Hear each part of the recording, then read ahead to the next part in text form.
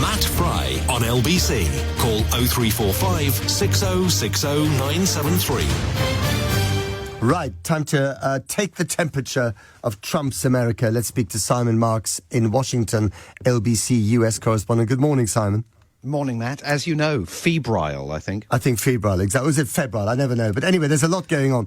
Where do we start? So let's actually, I tell you what, let's start with the presidential decree order scrapping federal funding for NPR and PBS. Now, this is not, these two sets of acronyms don't mean much for British listeners, but they are essentially, the American version of the BBC and public service radio, which is funded not entirely by federal money. It's also funded by private contributions. They have these sort of regular fundraising drives, which are incredibly tedious, but they work quite well. And Trump wants to scrap all that. And of course, the liberal media is up in arms about it. Trump supporters say, finally. Tell us what's going on. Yes, well, they are the closest thing that America gets to the BBC, but unlike the BBC, as you know, there is no license fee here. So they are supported by three sources of funding. A substantial source of funding is direct cash from the federal government. Then they are able to secure what is known as underwriting by companies, which is not quite the same as advertising, although to all intents and purposes it looks like advertising. Yeah. And the third source of funding, which is very important to them and one that they will, I think, now be trying to access on an emergency basis, is what they refer to as donations from viewers like you. Yeah. Direct donations from members of the public to their own local NPR and PBS affiliated radio and television stations. It has long been an ambition of the conservative right in the United States. I mean, literally for as long as I can remember, going all the way back to Ronald Reagan, to defund NPR and PBS, because the conservative right ideologically argues government should not be supporting public broadcasting. Public broadcasting should stand or fall on its commercial success like any other broadcaster.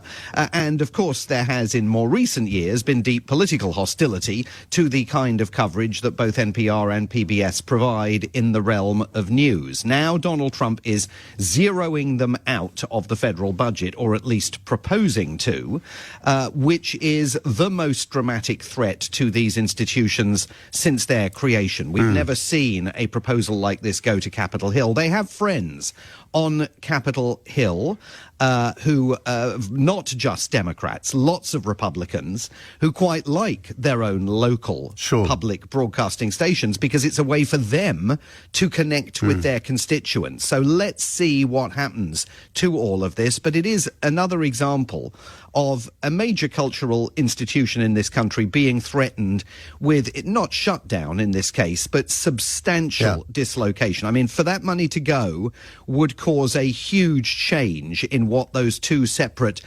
broadcasting behemoths would be able to carry on producing and offering to the public. Indeed. And I have to just say, having spent a week in Washington when, of course, I saw you, Simon, listening to cable television where you either have the anti-Trump world of MSNBC and to some extent CNN and the very pro-Trump cult of Fox News and others. NPR and PBS, although a little bit dry and sometimes a touch boring, at least try to steer a middle course more than anyone else. Not that anyone's listening necessarily. And that, of course, would be lost if they were to disappear completely, I think. Yes, I think it's also just worth making the point, Matt, that there's another area of broadcasting where the rubber is about to hit the road. The Washington Post is reporting this morning that VOA, the Voice of America, which, as you know, was shut down by the Trump administration just a matter of weeks ago, is apparently now clear by the Department of Justice to come back on air in some fashion next week. So, this is part of a bigger series of questions. They take these actions. They shred organizations like Voice of America. They think they've shut it down. They've taken it off air. If you go to voanews.com, it's like seeing the news in aspic. I mean, the lead news story on voanews.com was written on, I think, the 15th of April, and refers to Keir Starmer saying sooner or later Russia must yield to peace. I mean, not much has changed in that regard. March the 15th, not April the 15th. Well, now they're set to come back on air in some fashion. Well, what does that that look like after Donald Trump accused them of being radical communists who were engaged in criminal acts of fraud, waste and abuse? And who's going to run them, and who's going to control their editorial output? So, this whole governing thing is much more complicated than many of them understand. I mean, the bigger picture, I guess, which you're referring to as well, and which is certainly something that, I had tried to get my head around last week, is to what extent are we witnessing a slide into authoritarianism, as many, quite sensible people have been suggesting is happening in the US, or are we actually seeing what Bill Clinton once said, which is everything that's wrong with America can be fixed by everything that's right with America. And what's right with America is that the courts are still working, the press is still free, you can still demonstrate on the streets, and the universities are fighting back, and there is civic organization against what Trump is trying to do going on right now. Where do you stand on this big question then of authoritarian slide? Well, there's no bigger question. The answer to it is going to determine whether this remains a democracy or not. Yeah. Are they going to adhere to court orders?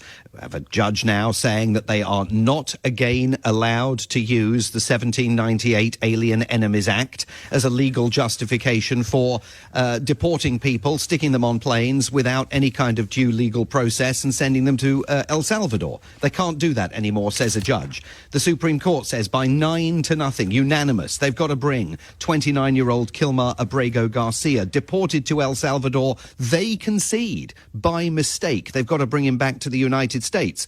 He's still in El Salvador. They insist they're not going to do it. One interviewer this week pointed at the phone on Donald Trump's desk in the Oval Office and said, you could pick that phone up right now and order his return to the United States. And Trump said basically, yes, but I'm not going to do it. Are the courts going to have the final word in adjudicating the excesses of this administration, or is Donald Trump going to work his way through the Supreme Court, lose there, potentially, on a variety of these issues, and then go extrajudicial and basically suspend the Constitution and say, I can't get done what you sent me here to get done. You gave me a thumping mandate, as he always rather falsely claims. Now I need to be allowed to get on with doing the things that I'm doing, and the courts are getting in the way. These pesky judges are trying to stop me from doing what I promised you I was going to do. The outcome, I don't know which way that's going to go. But that's the crucial really question, isn't it? To predict. Yeah, absolutely. I mean, if he suspends the Constitution on that, if he invokes the Emergency Powers Act, which I think, amongst other things, allows him to use the military against demonstrators on the streets of Washington and other cities, that is a massive deal, isn't it? Then we're talking Chile 1973. Totally, especially in an environment in which he's got a Defence Secretary, Pete Hegseth, and other senior lieutenants, all of them sitting around that cabinet table over the last week, North Korean style, heaping praise upon him. None of them, I think with the possible exception of Treasury Secretary Scott Bessent, willing to stand up to him. Mike Waltz removed as National Security Advisor because he's deemed insufficiently pure ideologically. I mean, that's what has done him in, I think, almost more than the Signal group messaging chat flap.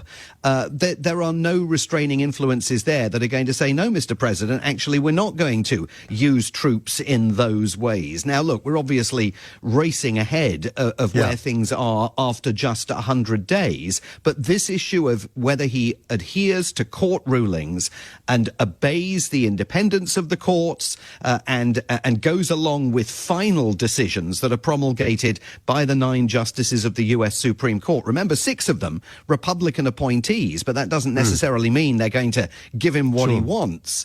That is going to be the story of literally the future of this country and its democracy. Let's talk about the impact of Trump abroad. And it's just interesting breaking news, actually. The ABC of Australia reporting that Labour has won the Australian federal election.